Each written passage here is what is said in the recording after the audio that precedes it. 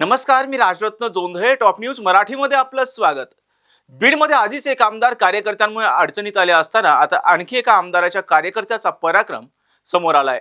सतीश भोसले नावाच्या भाजपा पदाधिकाऱ्याचा एका व्यक्तीला बेदम मारहाण करतानाचा व्हिडिओ व्हायरल झाला. मात्र ही मारहाण नेमकी का झाली याचं कारण आता समोर आलंय. पाहूयात. सतीश भोसले हा भटके विमुक्त सेल पदाधिकारी आहे. तो आमदार सुरेश धस यांच्या अगदी जवळचा कार्यकर्ता आहे. त्यानेच एका व्यक्तीला बॅटने बेदम मारहाण केली होती. त्यामध्ये हा व्यक्ती गंभीर जखमी झाला असून त्याचे सगळे दातही पडले होते. याच मारहाणीचा व्हिडिओ काल समाज माध्यमांवर व्हायरल झाला. या व्हिडिओत 2 ते 3 जण मारहाण करायला मदत करतानाही दिसत आहेत. मात्र इतकं सगळं होऊनही सतीश भोसलेवर गुन्हा दाखल झाला नव्हता आणि त्यामुळे सर्व स्तरातून भोसलेसह सुरेश धसांवरही टीका होत होती. तर आत्ताच समोर आलेल्या माहितीनुसार सतीश भोसलेवर गुन्हा दाखल झालाय. मात्र ही मारहाण नेमकी का झाली याचं कारण स्वतः सतीश भोसले यानेच सांगितलंय. संबंधित व्यक्तीने आर्थिक फसवणूक केली होती आणि एका महिलेची छेडही काढली होती.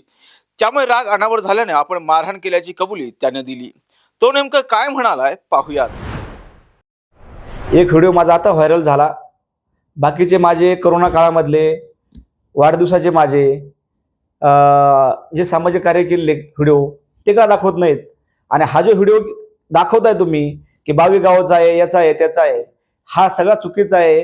हा कुठला व्हिडिओ आहे, कोण माणूस आहे, हा व्हिडिओ केव्हाचा आहे, याची खरी सत्यता पहा आणि मग ह्याच्यावर कमेंट किंवा याला ट्रायल करा. हा कुठतरी कोणतरी विषय दाबायचा आहे आणि कोणत्या विषयात कोणतरी काहीतरी कालवायचं आहे, ह्या हिशोबाने हे चाललंय. एवढीच माझी विनंती आहे तुम्हाला.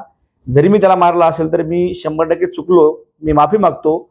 पण याच्या मागलं कारण असं आहे की जर एखाद्याच्या आई बहिणी छेड काढली आणि जर ती समोर बघत असत डोळ्यांनी आणि मी काय करत नसेल किंवा तुम्ही काय करत नसता तर 100% गुन्हा करणाऱ्यापेक्षा गुन्हा पाहणारा हा नक्कीच गुन्हेगार मोठा असतो.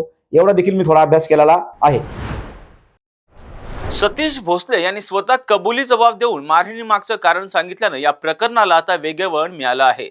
तर दुसरीकडे सतीश भोसले आपल्या मागे असं काही करतो हे आपल्याला माहीत नव्हतं असं सुरेश धस म्हणतायत. मात्र ज्याला लाडाने सुरेश धस खोक्या म्हणतात त्या खोक्याचे हे पराक्रम खरंच सुरेश धसांना माहिती नव्हते का, हा प्रश्न आता उपस्थित होतोय. दरम्यान आता या प्रकरणात सतीश भोसलेवर नेमकी कोणती कारवाई होते हे पाहणं आता महत्त्वाचं असणार आहे. अशाच महत्त्वपूर्ण बातम्यांसाठी पाहत राहा टॉप न्यूज मराठी. आपला महाराष्ट्र, आपली बातमी.